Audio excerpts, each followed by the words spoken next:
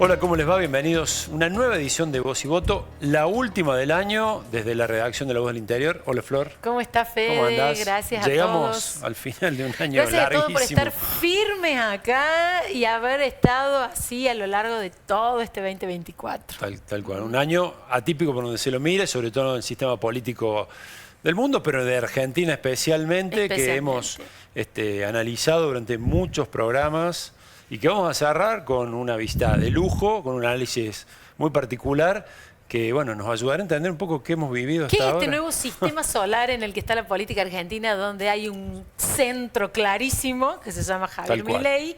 Y bueno, y todo el resto orbitando al lado, tratando de encontrar su lugar. Exactamente. ¿No? Recuerdo, y ya le damos paso, bueno, está con nosotros Mario Riorda. Hola, Mario. Hola, Mario, bienvenido. Gracias por estar. Politólogo, analista, intelectual de medios, política, conoce mucho. Comunicación también. Comunicación política es muy y en general. No, recordaba algunos políticos que dijeron, de alguna manera nos obligó a reinventarnos. Varios de los políticos, opositores, incluso a Milei, bueno, todo el sistema está orbitando, como dice Flor. Arranco hablando sobre eso. Se reinventó, se está reinventando, se terminó una vieja forma de hacer política en Argentina, en el mundo. ¿Qué está pasando?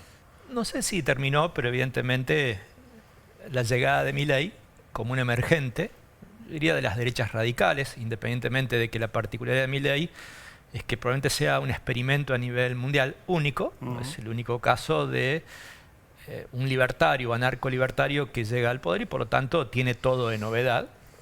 Juega a su favor esa novedad, se da justo en un momento donde su emergencia significa de una u otra manera, no sé si el fin, no sería tan contundente, pero como mínimo un punto de quiebre de una política tradicional sostenida por partidos políticos tradicionales, algunos más novedosos, como el PRO Juntos por el Cambio, otros más tradicionales, como el Partido Justicialista y sus distintos cambios de nombre, finalmente representado en el concepto Unión por la Patria, ya me he confundido. Sí, Unión por la Patria. Pero claramente Argentina está frente a una dinámica novedosa, en un intento, una puja del poder que tampoco esto es novedoso, Macri lo intentó hacer, que es la idea de un cambio cultural, pero por su radicalidad, por su extravagancia, y en un momento particular de emergencia de estas derechas radicales en el mundo, cobra una inusitada atención y creo que claramente el sistema de partidos de Argentina, que ya estaba roto, empieza quizás a reordenarse,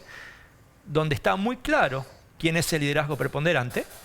Hubo pocos liderazgos preponderantes, especialmente en el último tiempo de Argentina. Creo que el único que realmente se consolidó como tal fue Cristina Fernández de Kirchner, el único. Macri lo intentó, no lo logró. Milei aparentemente lo está logrando. Y esto es muy interesante porque con un sistema de partidos roto, el liderazgo preponderante es el verdadero ordenador. Y entonces es sumamente interesante. ¿Por qué?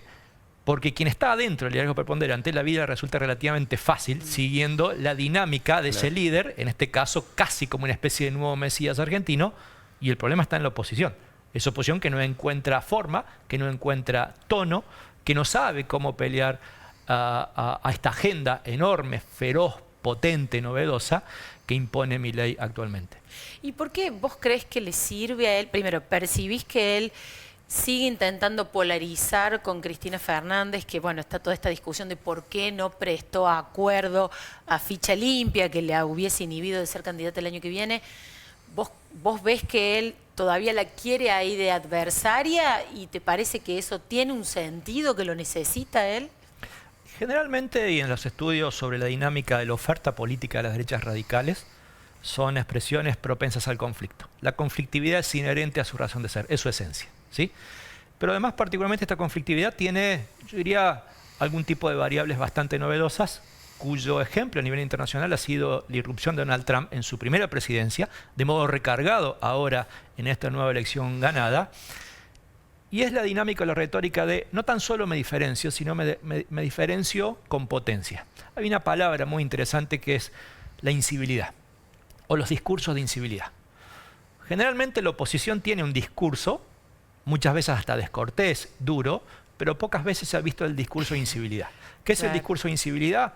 Si el otro discurso se centra particularmente en lo que llamamos la sustancia de la política, las políticas propiamente dichas, el discurso de incivilidad se centra en el tono. Siempre al centrarse en el tono requiere alguien del cual diferenciarse, pero lo hacen deliberadamente de un modo realmente muy potente. La incivilidad trabaja sobre la descortesía en su función mínima, el modo más elegante de presentarse, pero después trabaja sobre obscenidades, trabaja, y esto es lo más preocupante, por eso deja el límite entre lo democrático y lo no democrático, porque el otro, la otredad, está catalogada como lo malo, personas del bien y del mal, y generalmente se basa en cuestiones de misoginia, en cuestión de libertad de pensamiento, en cuestiones de xenofobia, en cuestiones de racismo, y entonces lo que quita es la entidad del opositor o la opositora, lo que quita es básicamente la condición de ser parte de una nación, excluye, entonces es sumamente interesante. Entonces la pregunta es, ¿necesita diferenciarse del kirchnerismo desde todo punto de vista? Porque creo además que Argentina, en este gran cambio que preguntabas al principio, está en una especie de transición, que no sé si terminará o no de este modo, que es pasar del peronismo y antiperonismo, si quieren del kirchnerismo antikirchnerismo, que es más novedoso, a quizás una nueva dicotomía que es mileísmo-antimileísmo. Entonces, mientras más puje para darle vida, para darle entidad, para darle presencia al kirchnerismo, más se aleja de la chance, que es más difícil de controlar, entre mileísmo y antimileísmo. En relación a Milei, y te pregunto a ver si está bien usada la palabra, se valora mucho en la sociedad su autenticidad, ¿no? Dice lo que piensa e incluso hace lo que dice. Es una de las claves de esta ruptura con el viejo orden político, digamos, alguien que llega, no tiene filtros y ha tomado decisiones que no ha cambiado también. Es cierto que él ha dicho, por ejemplo, cuestiones con relación al dólar, la devaluación, se ha mantenido ahí. Hay una diferencia que también lo ayuda a que hoy sea valorado positivamente en muchos sectores de la sociedad. Sí, la autenticidad evidentemente es una característica interesante que incluso uno lo puede pensar en la gente en general, pero es muy interesante ver que a los grandes empresarios no les preocupa el concepto de forma, ¿no? Aclaramos que la forma no es una dimensión estética de cómo se viste, se peina. La forma, estamos hablando básicamente de estar adentro del marco de lo que las instituciones piden, claro, republicanismo, o afuera. Claro. No es el modo de peinarse, ¿sí? Exacto. Entonces, desde todo punto de vista, creo que frente a un enojo acumulado, hay una expresión más interesante del enojo, más arriba del enojo, que es la ira, y hay un nivel extremo de la ira, que es la rabia. Creo que en Argentina hubo mucho de rabia, particularmente, que es el máximo nivel de la ira, y me parece que Milei, en su autenticidad, representa eso. Lo representa él en Argentina, pero también lo representa gran parte de estos liderazgos, claro, que son prácticamente extravagantes, porque son políticamente incorrectos. En el año... De alguna manera voy a decir a lo mejor algo equivocado, pero no importa lo que diga, es importante que sea auténtico, totalmente, que diga lo que piensa. Totalmente, y tienen, aunque lo voy a decir a lo mexicano, en la hechura de la política pública esto no sea del todo así, tiene un discurso totalmente antisistema, ¿sí? Lo que antes ofrecía la izquierda, hoy lo ofrece gran parte de las derechas, pero no las derechas en general centristas, moderadas, son las derechas radicales. Claro. Y esto es interesante y le queda cómodo esa conflictividad. Hay una expresión muy interesante en el mundo académico que le llamamos el tribalismo tóxico. El tribalismo se sabe más o menos qué es, que son agrupaciones donde importa las dinámicas del consenso interno y ese consenso interno, la autocelebración, el aplauso, casi incluso hasta religioso, ¿sí? Se mezcla mucho. Bueno, se llama misa, ¿no? Una de las... Sí, bueno, Fuerzas del Cielo. Hace tiempo, hace 2 años, se escribió un artículo que es el discurso político como prédica claro, religiosa, ¿no? La homilética ha dado mucho, en términos de estudio, a la comunicación política actual de parte de estos liderazgos. Entonces, en esa dinámica, a estos liderazgos dogmáticos, cuasi religiosos, pero además cuasi religiosos con mucho léxico religioso, sí, le queda cómodo moverse en ese ambiente y generar esas tribus. No todo el mundo piensa así, pero le queda cómodo generar esas tribus. ¿Cuál es la particularidad del tribalismo? Y el tribalismo rompe la posibilidad de consensos, ¿no? Las tribus en general son como feudos que no se hablan, sí, se hostigan. Y mientras más autocelebración interna tengo, menor niveles de consenso público se logra, o en todo caso, mi tribu más me celebra si me peleo con la tribu contraria, ¿sí? Claro. Entonces, esto es preocupante, pero hay una variable más interesante, más preocupante en todo caso, que se llama el tribalismo tóxico. El tribalismo tóxico es, casi diría, el control de censura interna dentro de las tribus. De hecho, el tribalismo tóxico empezó a suceder cuando Trump empezó a ascender escalones de cara a su primer presidencia y cómo había una especie de control censura para que nadie opine ni siquiera un poquito distinto. Fíjense los niveles de relación con la política actual. Un dogmatismo bajado como un libreto. Funcionarios públicos récord que lleva el gobierno de Milei. Entonces, en este tribalismo tóxico hay también una idea de control, una especie de policía del pensamiento interno dentro de los espacios políticos, que básicamente produce una cerrazón dogmática de la discursividad de los planteos políticos, y entonces la casta no es simplemente aquel que se benefició de un estatus del poder en algún momento del tiempo. La casta es simplemente quien no piensa como yo.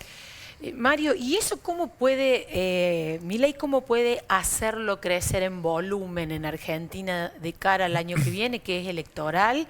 Imagino yo que quiere una mayoría para imponerse. Yo cuando hacías esa descripción pensaba en la batalla cultural de la que él habla, que se mete muchas veces con el potencial desandar derechos ya ganados por la sociedad argentina. Bueno, se barajaron algunos, todavía nadie se anima como a decir, bueno, vamos a presentar un proyecto de ley para derogar esta ley, esta otra, aborto, matrimonio igualitario, etcétera. Pero está dando vueltas ahí. ¿Vos ves la posibilidad de que esta batalla escale y incluya mayor cantidad de sectores en Argentina o no? La sociedad argentina ante eso dicen, por este lado no, Milei, hasta acá no. Con la economía sí, pero... Yo creo que todavía, y lo decía hace un rato, independientemente de que todavía estamos en una dicotomía o una polaridad que es peronismo-antiperonismo, kirchnerismo-antikirchnerismo, todavía no nos hemos corrido a otra instancia, ¿sí? Que es mileísmo-antimileísmo. Digo esto porque hay mucha gente que apoya a Milei sin necesariamente pensar como Milei en todos los aspectos de la vida, lo que significaría un cambio cultural. Entonces, cada vez que se sale del achicamiento del Estado, cada vez que se sale de la idea de romper el Estado y entra a cuestiones que tienen que ver con moralidades individuales, me parece que el eco es distinto, ¿sí?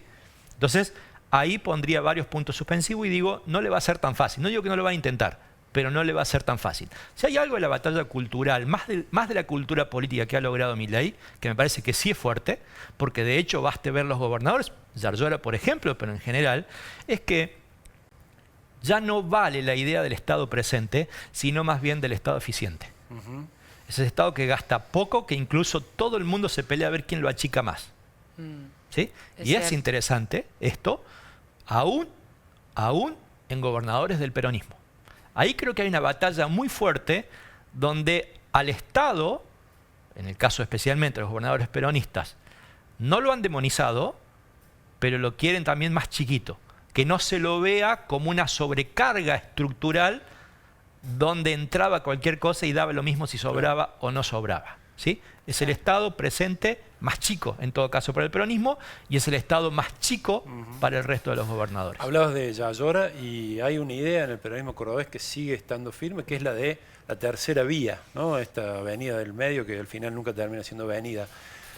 Tu experiencia, otros países que están viviendo situaciones parecidas, ¿te dicen que eso está muerto o en algún momento ves que haya alguna posibilidad, hay un sector de la sociedad que podría tomar esa alternativa? Las terceras vías generalmente tienen éxito cuando fracasan los extremos, ¿sí? Hoy Milei está en un extremo y no se lo ve como fracaso. A lo sumo se lo ve ideológicamente como distinto, ¿no? Si uno ve ideológicamente, diría, Milei se posa sobre el costo fiscal y la oposición se posa sobre el costo social. Sí. Hay una puja de costos, ¿sí? Pero diría que en general, y especialmente pensando en el lado de Milei, y me ubico claramente en la derecha, está muy vivo como para permitir que los centros, que más bien son centros derechas moderados más que centro-izquierdas, tengan chance.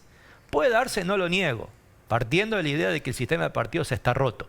Pero cuando hay un liderazgo preponderante, y vuelvo y retomo lo que decía al principio, la característica del liderazgo preponderante y sistema de partidos rotos es que la chance de la oposición no depende de la oposición. ¿De quién depende? De lo bien o mal que le vaya a la variable independiente, es decir, el liderazgo preponderante. No, perdón, pero decías vos, hay una parte de que votó Milei y lo apoya, pero no comparte todo, que de hecho era un votante de Cambiemos, de Juntos por el Cambio, que quizás en algunos momentos se separe de, ese extremo y tendría que encontrar alguna alternativa. ¿Qué sería inteligente construir para ofrecerle a esa gente? No lo sé, pero nuevamente, la historia en ese sentido reciente es rica. Piensa en la elección del 2011 con Cristina como liderazgo preponderante. ¿Qué pasó con el resto? Algunas opciones centristas, ¿recuerden? Wiener, por ejemplo. ¿Sí? 13, 11, 7% fueron los resultados. Y una Cristina, si no me equivoco, en 54 puntos, algo por el estilo. Entonces, cuando hay un liderazgo preponderante y sistema de partidos roto, es bastante difícil que la oposición por sí misma puede hacer una oferta más competitiva que el oficialismo. Generalmente, insisto, una opción opositora en este tipo de situaciones depende de lo bien o mal que le vaya a la variable independiente. Entonces, cuando el kirchnerismo metía la pata, en elecciones legislativas le permitía ganar a la oposición. Ahora, también es interesante lo que puede suceder el año que viene. Yo creo que hay una especie de status quo que reproduce más o menos lo que pasó hace un año, que es que hay como un desacople muy potente, que se da en muchos niveles, pero quiero centrarme estrictamente en el electoral, entre el nivel de provincias con el nivel nacional. Da la sensación que ahora son mucho más los liderazgos que quieren despegarse de la elección nacional, por tanto cada uno va a hacer su juego local y el resto que haga lo que sea. ¿Qué significa el haga lo que sea? Que la gana Milei. Claro, resignación a que viene Entonces, la esto también es bastante planadora. interesante. Ni siquiera se organizan para articular la oposición los gobernadores del mismo palo. El gobernador del mismo palo en el caso del peronismo son varios, en el caso del PRO son varios, en el caso de las fuerzas provinciales son varios y no se organizan. O se organizan por un tema, bueno, había que defender la pesca, me organizo. Había que defender el biodiesel, me organizo. Había que defender tal cosa, me organizo. Entonces es interesante porque da la sensación que en este gran golpe electoral que Milei le insufló al sistema político argentino, no solamente no se han reconstituido, sino que los liderazgos deciden jugar a nivel local. Yarlor es un ejemplo interesante de esto. El gobernador de Córdoba decidió no pelear, no pujar más, salvo por algún tema particular, no subir la temperatura. Entonces es sumamente interesante, ¿por qué? Uno, porque comparten parte del electorado, hay algo de superposición, no toda, hay gobernadores que superponen mucho más. En el caso de Yarlor menos, pero comparten. Entonces el desdoblamiento les queda absolutamente cómodo. ¿Sí? Claro. Es decir, si alguien quiere votar a Yarlor y luego Milei, no paga costos. ¿Por qué? Porque no hay puja entre los dos liderazgos a lo largo del devenir diario.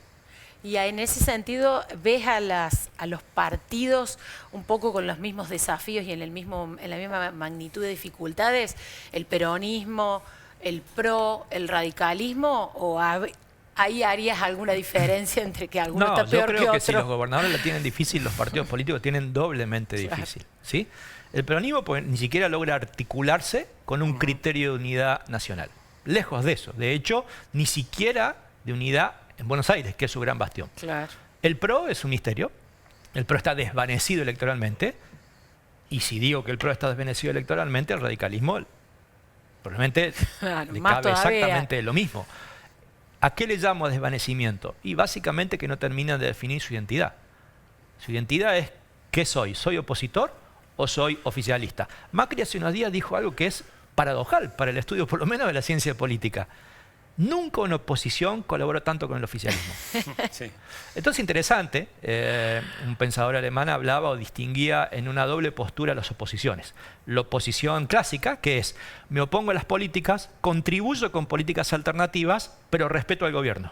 Claro. Y después está la oposición de principio, que es, me opongo a las políticas y además desconozco la legitimidad del gobierno. Creo que en gran parte el peronismo tuvo algo de cerca de este segundo punto, que es, ¿se acuerdan las expresiones? No va a durar poco, Milei. Sí. Entonces no se preparó creyendo que esta novedad, este experimento a cielo abierto que decíamos, iba a durar poco. Volvería al peronismo en la Así sociedad es.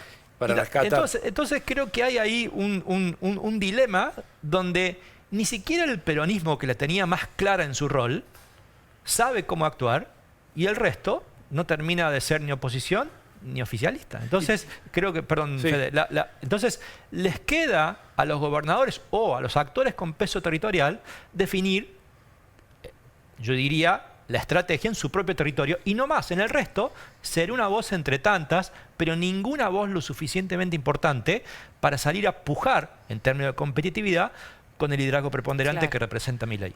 No, te quería preguntar sobre Cristina y si te sorprendió que haya decidido tomar el mando del partido y por qué lo hace, en tu visión. Por lejos, por lejos, pero por lejos el liderazgo opositor más importante es Cristina Fernández de Kirchner, Claro. independientemente si tiene un voto más, un voto menos, o muchos más o muchos menos, por lejos. Entonces, me parece que más allá de sus posturas personales, sus cálculos que aparecen y mucho respecto de su situación legal y lo que fuere, yo desconozco totalmente lo legal, sí está claro que en términos de oposición es el liderazgo más fuerte. De hecho, en términos de críticas específicas, Pasa que no hay el ninguna peronismo- voz que tenga una potencia mayor que la de Claro, Cristina. coincidís ¿no? un poco con esto de que es poco realista pensar que una dirigente hacía un paso al costado. En todo caso, Totalmente. los que la rodean la tienen que enfrentar y darle, Pero yo darle agrego- pelea Pasa que el electoral peronismo interna. cobra cara a las derrotas, por eso pregunto, cuando se pierde una elección, Cristina era parte de esa derrota, digamos, yo esperaba que hubiera una renovación, digo, hablando... pero- Nadie se anima a tratar de tomar la Claro, posta. nadie se anima. está Sí, bien. pero también es interesante ver la experiencia internacional. Frente a un auge de Bolsonaro internacionalmente, quien le ganó fue Lula. En Brasil. Frente a un auge en su momento de Trump, le gana Biden. ¿Sí? Entonces, no le ganan liderazgos novedosos, le ganan liderazgos que tienen cierta trayectoria. Claro. ¿no? Entonces, pero nuevamente, en estos casos que mencioné, les tuvo que haber ido mal a los gobiernos para que tuviera opción Claro. el retorno. ¿Sí? Claro. Tanto uno como otro han terminado con 30 o menos % de valoración y con niveles de rechazo superiores a 60-65%. ¿sí? Claro. Que de hecho tuvieron un resultado electoral que en términos de predicción no se esperaba, que fue muy superior, y eso explicado básicamente por el aglutinamiento ideológico. Porque si fuera por el voto retrospectivo en función de cuán bien o cuán mal ha gobernado, ambos deberían haber perdido, que es efectivamente Claro. lo que sucedió. Yo te quiero preguntar para cerrar algo, tiene que ver con algo que dijiste al inicio cuando hablabas de Milei, que lo caracterizabas, que decías que es un fenómeno mundial, la presencia de la derecha en su versión más extrema gobernando en distintos países, pero que Milei tiene características únicas. ¿Realmente son características únicas? Digamos, ¿son más de forma o eso baja a algo de su acción de gobierno? Bueno, yo creo particularmente, y mucho más dedicado a la comunicación política, que en términos de política no hay ningún tipo de distancia entre el fondo y la forma. Una acción de forma que es mi estilo, literalmente explica gran parte del fondo a donde voy. Alguien que se proclame como el rompedor del Estado, evidentemente es único. Sí. Único. Sí, Único. Una cosa es achicar el Estado a el su topo que variable lo va a mínima, destruir de adentro. ¿sí? Pero yo me acuerdo haber hablado mucho y escrito sobre la idea de que a Milei se le daba una especie, yo diría, de cheque en blanco con un martillo. Yo le llamaba el Thor, ¿no? El que venía a romper. Sí. No creí que iba a ser tan grande, más allá de que tuvo muchos límites pragmáticos. Límites pragmáticos, por ejemplo, la ley base salió prácticamente con 1/3 del contenido original, ¿sí? Y idas y vueltas a nivel internacional, más allá de su retórica, ha empezado a tener recursos pragmáticos, los niveles constitutivos de la gobernabilidad con recursos pragmáticos, digo, que ha demostrado una cintura bastante interesante, Sí. Digo, pero más allá de eso, la idea de romper el estado de modo acelerado es inédito. Digo, lo que está haciendo Sturzenegger, pasa algo muy interesante y es, nadie sabe. No hay registro de ese reacomodo del Estado en función de vender, achicar, echar, reformar, lo que fuere.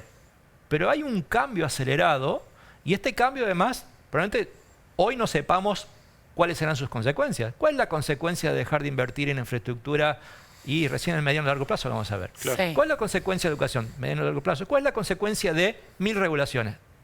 No hay modo de saberlo hoy. Entonces, claramente sí, por el impacto de la novedad. Pero además, en términos de estilo, yo le llamo la ausencia de gestión de expectativas, ¿no? Parte de mi construcción teórica siempre va vinculada a la comunicación de los gobiernos. Y hay algo muy interesante que de alguna manera en la academia no se discute, que es hay que gestionar las expectativas. ¿Por qué? Porque una cosa es la gestión de expectativas electorales, es show, es corto plazo, es oferta, es promesa, y otra cosa es la gestión de los gobiernos. En el caso de Milei, su sistema de gestión de expectativas le llamo de gestión de expectativas en cruz. ¿Qué significa en cruz? A lo largo de la historia, que sería el eje vertical, él puso el dedo ahí y dijo, y dice, y dirá, es el mejor gobierno de la historia, es el mejor presidente de la historia, es la mejor política de la historia, es el mejor ministro de la historia. Es decir, en la historia de Argentina no es un momento particular, un quiebre, es lo mejor. Es decir, el eje vertical. Pero además hay otra particularidad de la gestión de expectativas, que es el eje horizontal, que es su pretensión de esta mejoría, del punto de quiebre es mundial. Cuando digo mundial es mundial en serio. Argentina va a ser la nueva Roma del siglo XXI. Imperio. Trump y yo somos las personas más importantes. Sí. Es el ajuste más grande de la historia de la humanidad. Es decir, Sí. El mejor se ministro equivocaron de la historia. 1500 años de universidades, organismos multilaterales, medios de comunicación y totalidad de ideología. Es decir, es el punto en la historia donde vivo y es el eco mundial. Por eso el sistema de gestión de expectativas en Cruz es inédito. Sí, tal cual. Es inédito. ¿Sí? Da risa, Pero es monstruoso. pero existe y Sí. gobierna y ganó con total legitimidad. Sí. Y cierra el año con imagen más alta de la que Sí, arrancó. tal cual. Así que bueno, Mario, muchísimas Bueno. gracias. Ha sido súper interesante escucharte. Un lujo como siempre, Mario, de tenerte acá. Agradecido. Muchas gracias por haber estado con nosotros, cerrando el año, un año intenso. Fuerte. Ahora vamos a un corte y volvemos y vamos a hablar de economía.